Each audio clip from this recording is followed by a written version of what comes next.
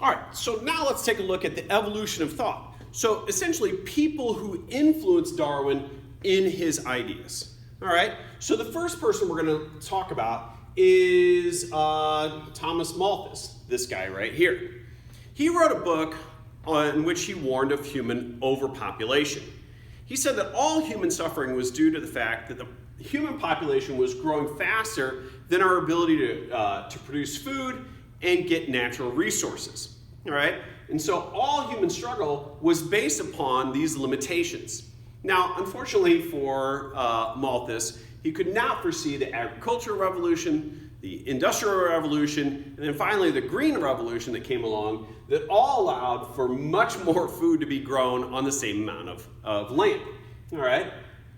So, but what Darwin took away from Malthus after reading his book is he looked at the fact that Malthus talked about limited resources, that resources are limited in the environment. And so Darwin looked at that idea of limited resources, and he thought if resources are limited for organisms in the environment, then they definitely have to be limited. So for humans, then they definitely have to be limited for the other organisms out there as well. And that's the idea he took away from Malthus. The next guy is this one, George Buffone, and I'm totally butchering his name. He was a French guy around the mid to late 1700s, and he studied a very new field during his time period, and those are fossils. And a fossil is a preserved remnant or impression of an organism that once lived in the past.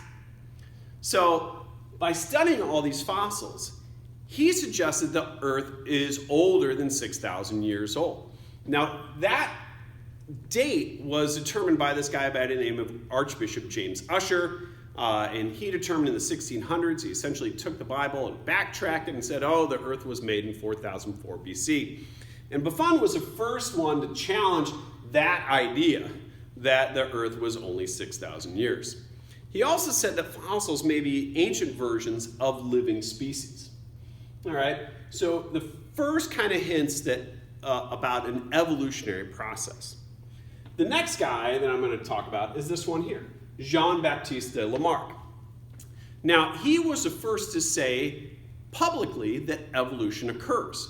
He was also French, also around, as you can see, in the early 1800s when he did most of his work. All right, and he said the best explanation for these fossils is that life has evolved. And he came up with a mechanism for evolution, and his mechanism was inheritance of acquired characteristics.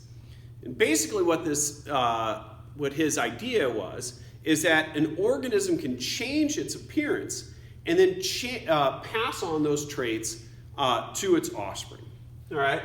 And so, but unfortunately for Lamarck, his idea was wrong. All right? So here's his idea on how you got giraffes.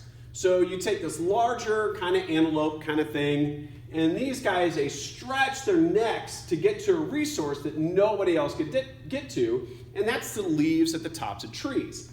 And so by stretching there, then it passed on that trait to its offspring. Now, as much as I want to, and would have liked to have been, a 6'10" NBA forward, power forward in the NBA, those things can't happen to me. Even if you put me on a stretching rack, I will never grow that tall. All right?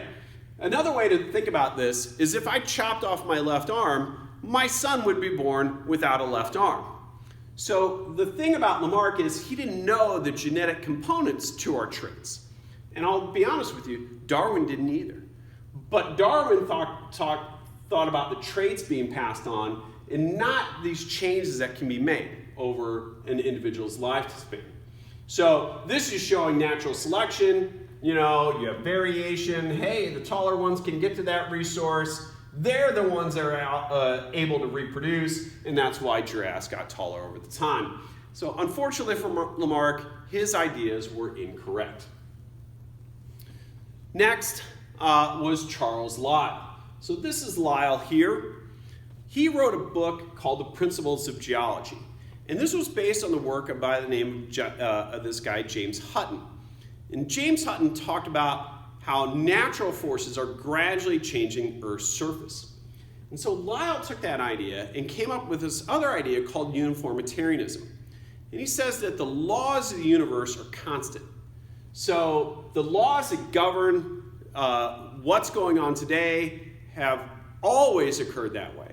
And here's the idea. It's kind of simple. If I do an experiment today and I get a certain set of results, and I do that experiment tomorrow and I get the same results, and I do it 2 weeks from now and get the same results, and I do it 10 years from now, or 100 years from now, or 1,000 years from now and I get the same results, then I can assume that if I did it yesterday, or 10 years ago, or 1,000 years ago, or 1,000,000 years ago, I'd get the same results. And so based upon that, Lyle said, these are slow, gradual changes that are influencing the Earth's structure. All right? So he said the Earth was much older than what was previously thought, and he put Earth into the billions of years. Now, Darwin read his books, and this gave Darwin two things to think about. One were these slow, gradual changes occurring on Earth's surface, and secondly, the time frame in which those changes could occur, not only to the Earth, but to the organisms on the Earth. This was in contrast to this guy, George Cuvier, who was around, these guys, even though you see the age differences on them, they were contemporaries at one point.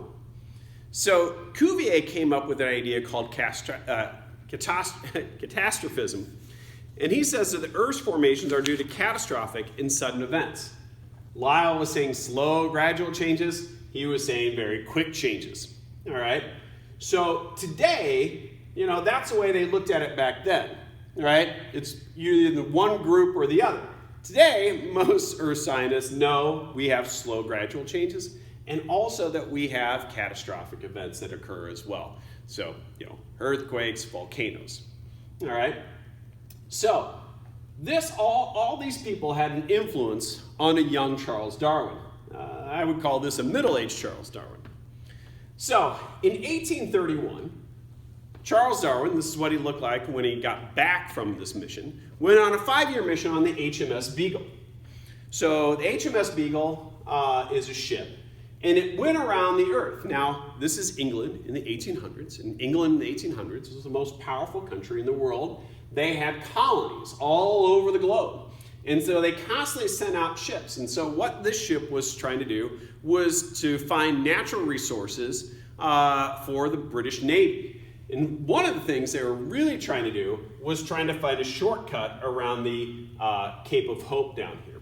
All right? Cape of Horn down here. So you can see all these stops along South America to try to avoid that because the ocean is it's not great down here. So they're trying to avoid that. So they stopped off a lot, went to a few different places. Darwin collected thousands of specimens on here. He became the ship's naturalist. And while he was on this, he read Lyell's books. One place in particular had a great influence on him. And those are the Galapagos Islands here, which are off the coast of South America. So here's some pictures of those islands. And this is showing that island chain. So a couple organisms he found there. So one were finches. So he found 13 different species of finches. And this is showing a few of these. All right? And so what Darwin thought about when he got back home was that all these different species of finches had evolved from a common ancestor from South America. Some finch group had gotten blown off course. These little guys started evolving to the local habitats here found on the different islands, and that's what led to this speciation that we see today. All right. Next were the tortoises that he saw on this island. So each island, what he found was each island had its own type of tortoise. All right. And what was curious about this is it kind of correlated with the vegetation type on those islands. You went to an island where there was a lot of lush vegetation, and you found tortoises that looked like this. They had a downturned shell and a fairly short neck, because tortoises are herbivores. They eat plants. And so all the vegetation is very easily available to them. But on other islands, in which you don't have such lush vegetation, and most of the vegetation is in small trees and shrubs, what you see on these islands is that these guys have evolved an upturned shell and a much longer neck. All right, and that allows them to get into those shrubs and trees to get to those things that this guy wouldn't be able to. So both the finches and the tortoises had a great influence on Darwin in his idea of natural selection.